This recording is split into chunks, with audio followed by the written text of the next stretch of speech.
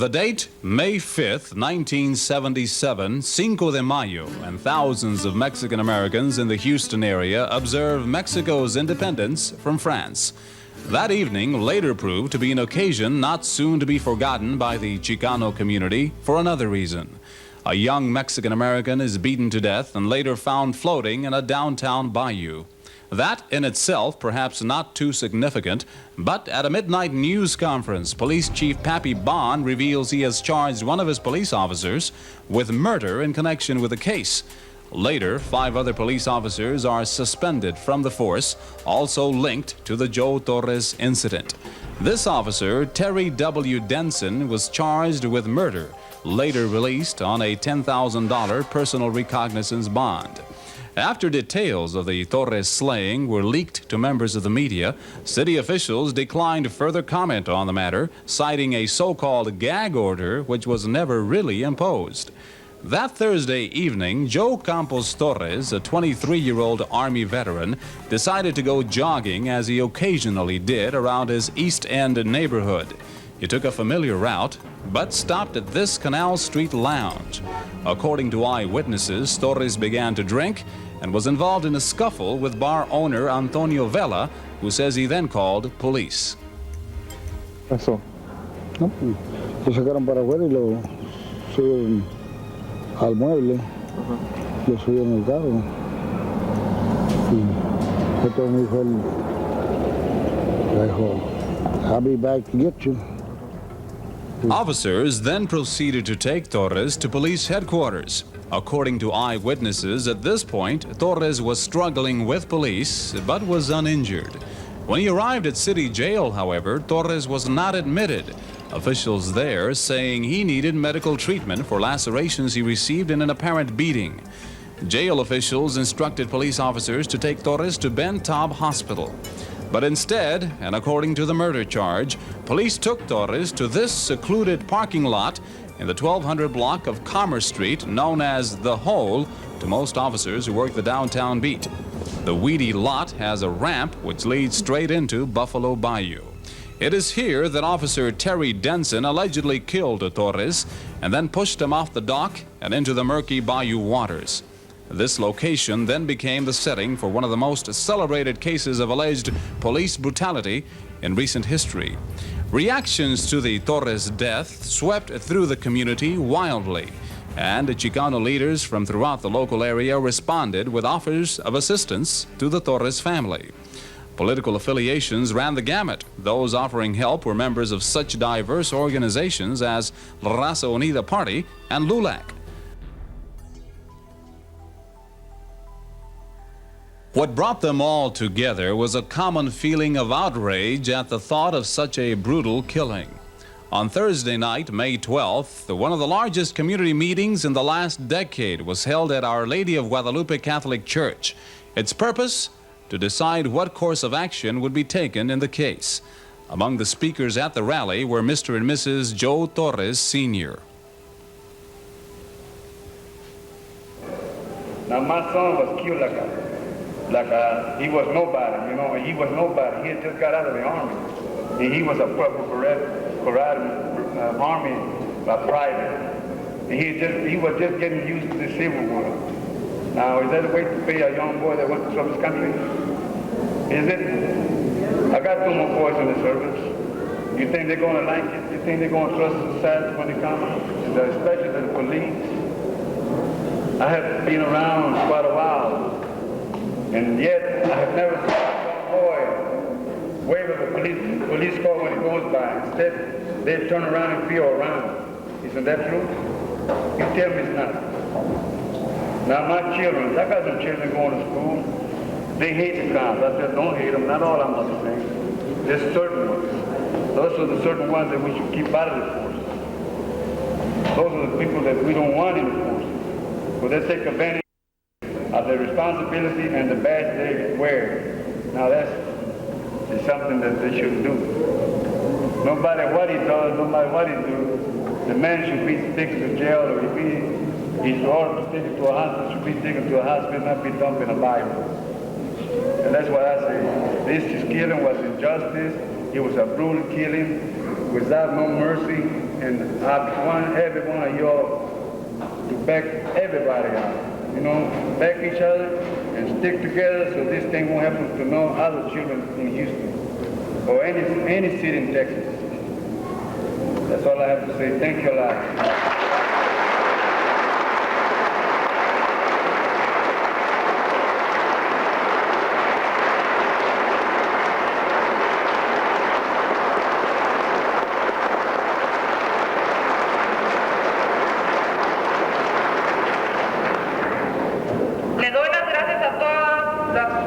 Que nos han ayudado en este meeting y pues, no me siento muy conforme por lo que me ha pasado, pero estoy muy gustosa que todos están aquí para ayudarme, porque esto que me pasó a mí todavía no lo puedo creerlo, no puedo creerlo que es cierto. Yo sé que va a tener tiempo, va a pasar tiempo para imponerme, pero todavía no puedo creer lo que ha pasado, que ya hayan hecho eso con mi hijo. En vez de llevarlo al hospital, lo fueron y lo golpearon hasta que yo creo lo mataron y lo echaron al bayuco. No creo yo que esté bien eso, porque los policías hicieron eso, están quebrando la ley. Estaban muy mal, no debían de haberlo hecho y quisieran justicia para ellos. Y pues, estoy muy conforme que todos están aquí para ayudarme.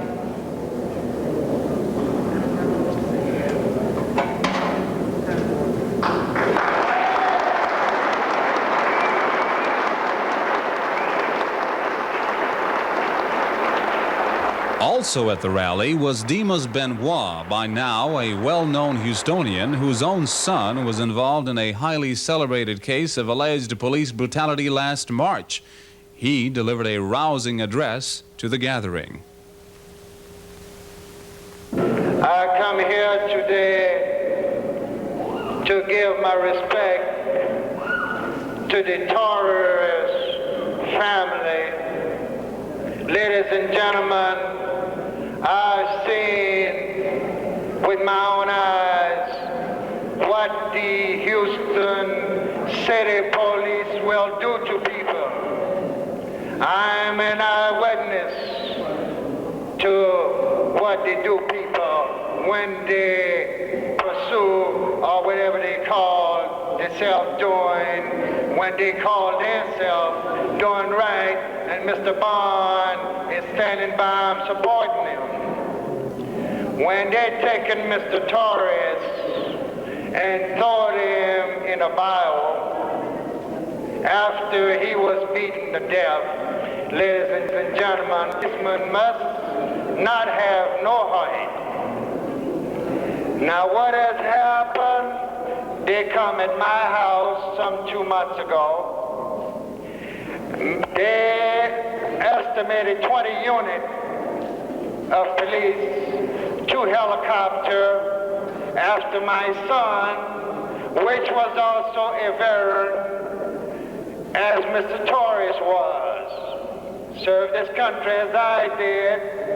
I am a 100% service-connected disabled veteran. Do you know the consolation that they gave me, or the thanks that they gave me for serving my country in Korea with 5 battle stars? They shoved a gun in my side and told me, get back in the house, nigger. See, I can't say it as well as they said, because they say it so nasty and dirty. And they shoved me back in the house, told me I'd knock my wife down on the porch. When my son got out of his car, they immediately subdued him or handcuffed him, knocked him face down on the concrete sidewalk right near my step, and one policeman grabbed him in this manner by his hair, smashed because he was hollering, calling mommy, mommy, daddy, daddy, because his head was hurting him. He injured his head when he fell off the telephone post in the military, in the army of the United States of America. I can no longer believe that Mr. Hi-Fi is aware of we are people too. Just as well as Mr. Bond and the blue clothesmen that he have terrorizing and beating the minority, the blacks and the Chicanos. Ladies and gentlemen, there's a very few of the black and the Chicanos on the police force. So few you can count them on your finger. But this is not right. We are human too. The blood would run warm in our veins as it do them. And when we are beaten and terrorized by the police department, shoved back with guns, hit upside the head with flashlights, we are paying their salary. We are buying their bullets. We are buying their guns.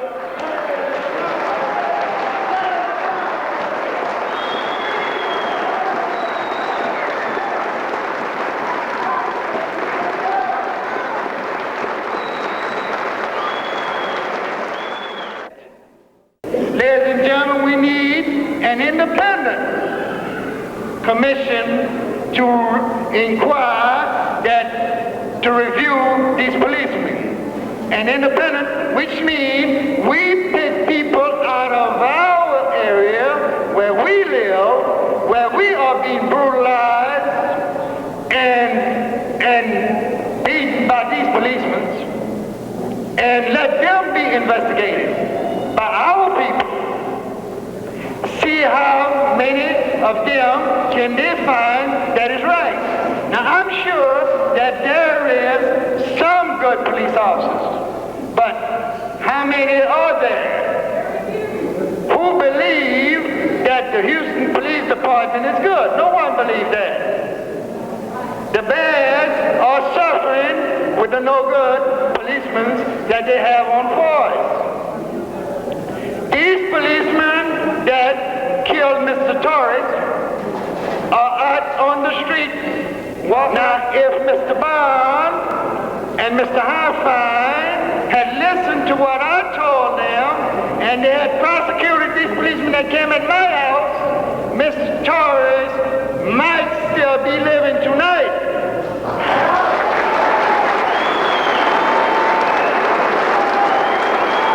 Hours after their son's death, Mr. and Mrs. Torres enlisted the services of prominent Houston attorney Percy Foreman. On their behalf, he plans to file a civil lawsuit against the city of Houston.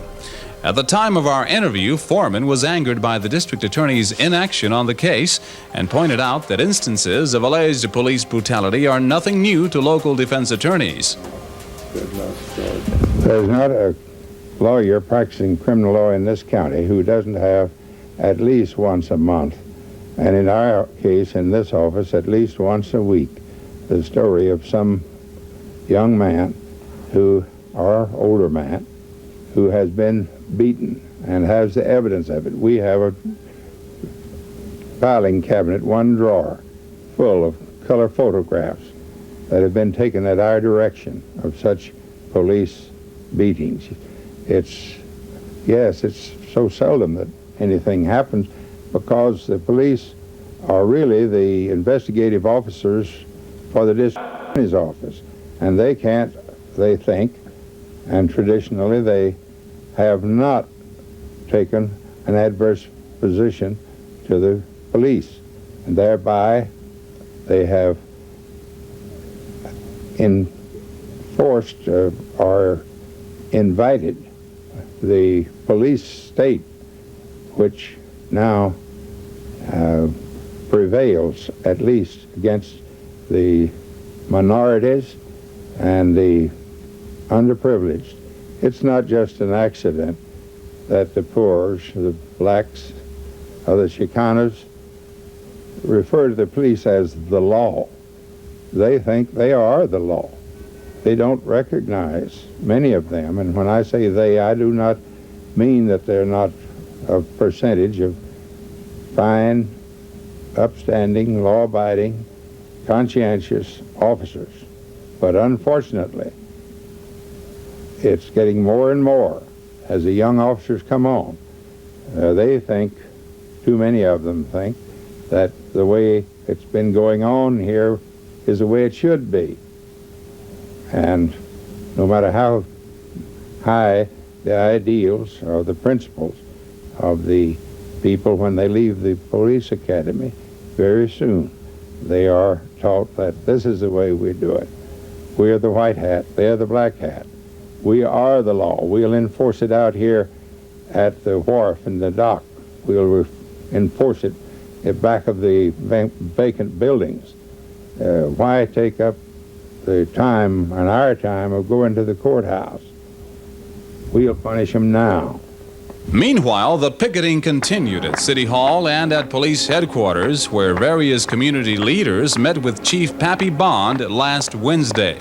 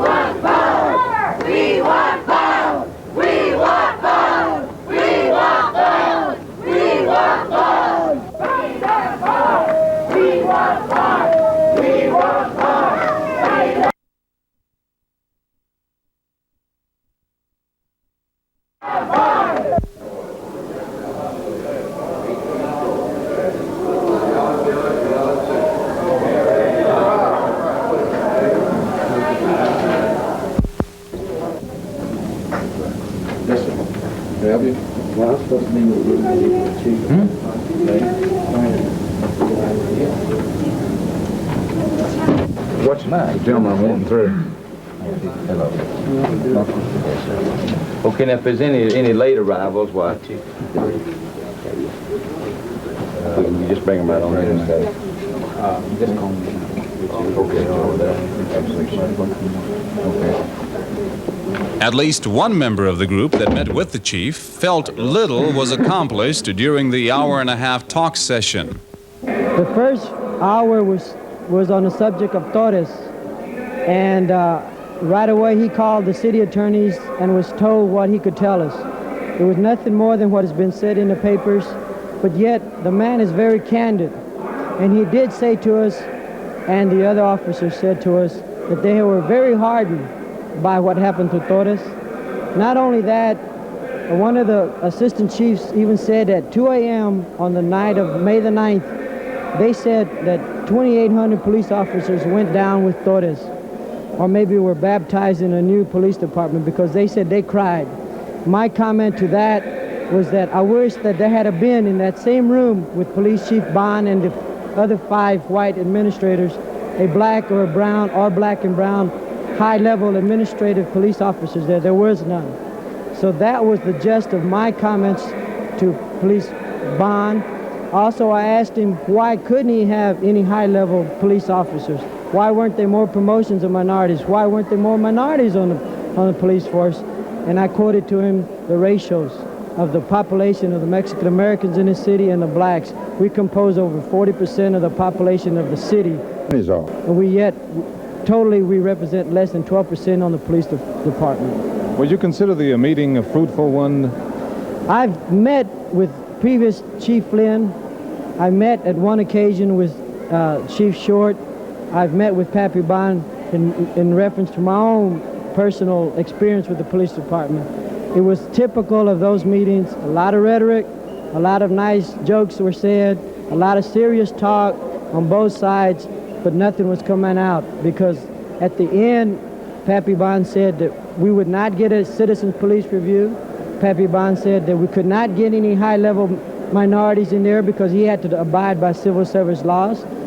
Pappy Bond said that we were asking for a citizens review commission with powers to investigate the Torres problem. He said we would not get that either. So I saw nothing coming out except a police chief that says that he's going to take on the police department because he is the only man between the citizens and the police department, and that he is reorganizing the police department, and we have had no input into it whatsoever. When Police Chief Pappy Bond failed to create a Citizens Advisory Board, various Chicano factions decided to create one of their own. Men and women from all over came to testify of alleged police brutality.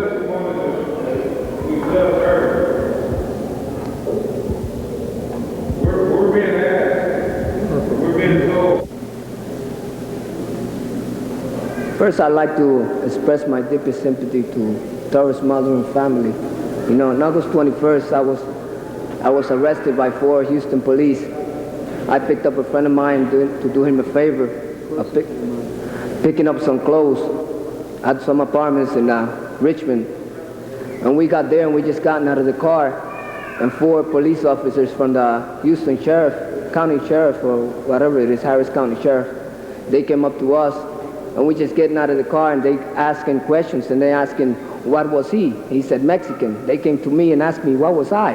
And I said, well, I'm a Puerto Rican, and I'm doing him a favor of coming over here and bringing him to pick up some clothes. And just for no reason, one of them jumped up, a small guy. They must have been about 21 years each or 19 years old. He jumped up to me and he said, well, I don't like Puerto Ricans. At that time, he smacked me with his back out, with his elbow, and his right arm, and he smacked me with it. And that, from there on, I don't know anything. All I know, that from there on, I went to the hospital and they did surgery on my heart, open heart surgery, which is right here. That was open heart surgery from the police brutality. I was arrested the 21st, and the 22nd in the morning, 8 hours later, I was operated from my heart because of that. I was brutally beating on a post of the parking lot, and they had to do skin graft on my head because of it. I received various bumps on my head, and because of this, I got this on my head.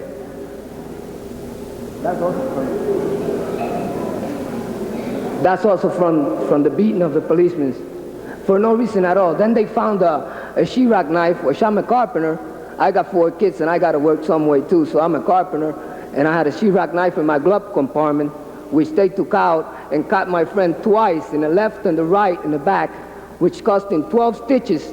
And then, because he wasn't a citizen, they sent him to Mexico and left me without a witness. It has become clearly evident, as pointed out by Mayor Fred Hoffines, that there exists an illness within this city's police department, a prevailing attitude that any actions taken by officers will be considered justified. It is indeed an unfortunate situation for our police department, and at least in the eyes of some members of the Mexican-American community, the paramount remedy to this illness is a civilian review board with members who have no ties whatsoever to the police department.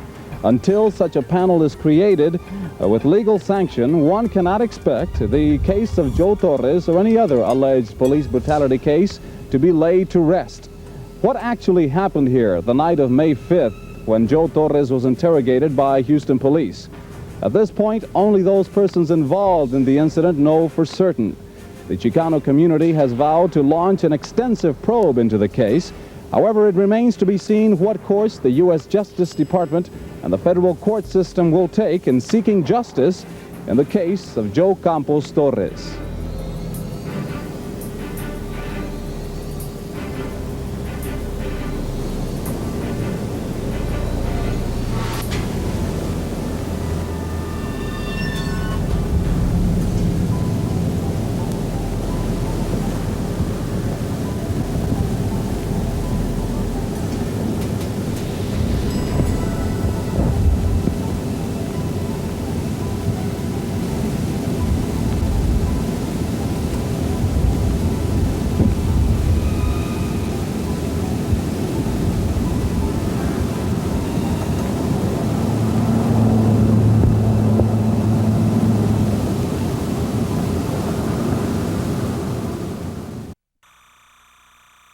The first order of business for the police was to try and break up the big crowd. As officers moved in, they started to make arrests. The people taken into custody were young, in their teens and early 20s. Some were defiant of the cameras taking their pictures. There was a little fight going on here, and cops started coming. I guess all the north side just got pissed off and started rocking them like crazy. All of those arrested were taken to police headquarters downtown. They were booked and put in jail. Police are still putting together the arrest papers, but they say between 20 and 30 people were arrested. What happened out there, Carlos? I don't know. Everybody just went crazy because the police started some shit or something. I don't know what, I don't know what it was really about. You know what happened out there? Bottle, that's all. You just got to hit them with the bottle, man. Shortly after 11 o'clock, police pulled out of the riot area. They thought things would cool down if they were not so readily visible to residents. They were partially wrong. Someone set a fire to a shopping center in the 2900 block of Fulton. 2 stores were destroyed. A food market had its windows busted, and there was some looting. By 3 a.m., most of the people had gone home. The police stayed. Roger O'Neill, Big 2 News.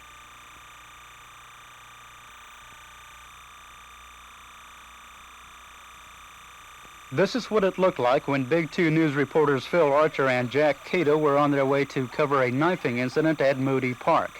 All of a sudden, a bicycle was thrown at Archer, but he continued to use his camera. Then Archer and Cato ran, with the camera still on. All of a sudden, the camera shuts off. That's when Archer was stabbed. Cato came to help, and he also was stabbed and beaten. Some of the kids in the crowd tried to help Cato and Archer. They stabbed him in the back, and he was pretty bad. He couldn't even walk. He was fainting. Thought he was going to die. Cato was rushed to the hospital, but Archer had to wait for an ambulance. The crowd was standing in the way of emergency vehicles. Small bands of mostly young people rampaged the neighborhood. They broke store windows and they burned cars. They burned several police cars, and reporter Cato's news unit was also destroyed. Before long, there were hundreds of police officers near the park. Most were wearing full riot gear. Some were injured. The police chief was out of town, so Mayor Jim McCann was in command.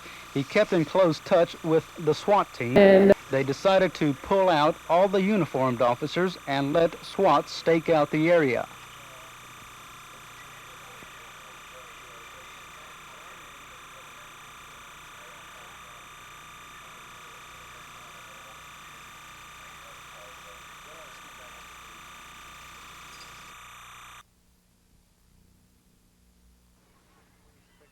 Park police were called to investigate a stabbing. That was about 8 o'clock. Big 2 News men Jack Cato and Phil Archer got there just as that minor incident developed into a major confrontation. Cato says one car had already been overturned and was burning. When we got up to the car and started shooting pictures, the first thing we knew where it was going to be bad was when somebody threw a bicycle at us. And I grabbed Phil and we started to get out as quick as we could. Somebody grabbed his camera as I was running in front of him, and he pulled that out of the way. And I went to get the camera, and Phil had fallen down, and while I went to get the camera, they were kicking and hitting on Phil. And I grabbed the camera and was ready to go, and I was just going to get him to pick him up when it must have been the biggest brick I've ever seen hit me right over the left eye. And then I turned and started to get out of there because it was just wild. And going out, about 10 feet from where Phil was still down, some kid ran up behind me. And I knew what he was doing, and I started to swerve from him. I was running, and I had the battery and the equipment, and I couldn't run that fast, and he just juked me, as they say, right in the back with a knife. Cato went to the hospital with a head injury and a stab wound. Somebody set fire to the Big 2 News unit Cato had driven. The ambulance that was to take Archer was stoned, and a crowd blocked its way. So Archer was given emergency treatment on the scene. He has head and facial cuts and bruises, and a bad knife wound in the hip. While Archer was being treated, police were busy. Roger O'Neill says their first job was trying to break up the big crowd that had formed. Small gangs of young people throwing rocks and bottles were defiant as the police arrived. Then the police began moving in and making arrests. All of those arrested were taken downtown, booked, and put in jail. 22 people under arrest. What happened out there, Carlos? I don't know, everybody just went crazy. Uniformed police began pulling out of Moody Park around 11 o'clock. But then fires broke out in a shopping center. There was rifle fire reported as firemen tried to answer those alarms. The firemen did not come in until they were escorted by the police. There was also some looting, and by the time it was over, the 2900 block of Fulton looked like a tornado had moved through. Roger O'Neill, Big 2 News. Alan Parcell and Ken Cockcroft spent the rest of the night on Fulton Street. Police figured bright television lights were an invitation to more trouble, so these films were made with a special night scope, as members of the SWAT team stood by to handle any trouble. They weren't needed. Apparently, the anger of the people had already been vented. The damage had already been done. 3 stores had been destroyed by fire, others were ransacked, and windows were smashed. And as dawn broke over the troubled area, bewildered and frightened shop owners began to appraise their loss. More evidence of the night of violence sits in a lot at Fulton and Patton Streets. A Big 2 News mobile unit, a police cruiser, and a fire department car are ruined. Alan Parcell, Big 2 News. In all, more than a dozen people were hurt. Their injuries range from minor to serious. 22 people were arrested, and police spent most of today sorting out the charges.